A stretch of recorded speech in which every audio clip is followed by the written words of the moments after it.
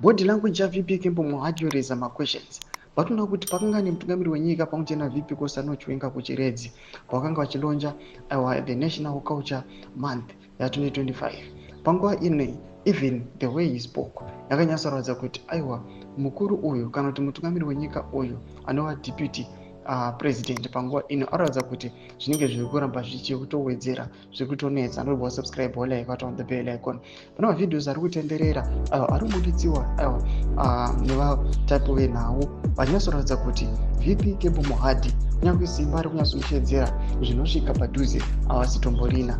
Zim anobudanira achiti Kembo body language speaks volume. Anotirambira achiti Mohadi body language says it all. Vice President Kembo Mohadi body language at the launch of National Culture Month 2025 in Chiredzi, running under the theme Celebrating Indigenous Voices. Vanoshowa this video ramuri kuona apo nyatsoratidza kuti aiwa anga atoripo nechepadhuze akatobatwa ruoko nemutungamiri wenyika Masunda Mnangagwa, and they let him not to speak to length.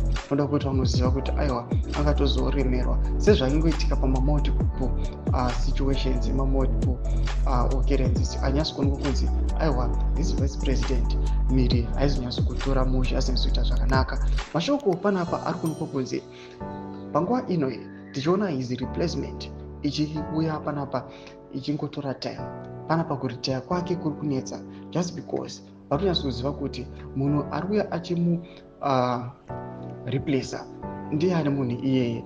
Parichatongoitika chaos, pachatoitika hondo. Now the only option yavainayo ndengoramba vakamuisa VP Kembo Mohadi kuavoida pamwechete nekumbo clear the ground. Tuze mafunguro enyu moti kudii pamusoro pechitwa chimira comment section yedu. Subscribe, like, turn on the bell icon.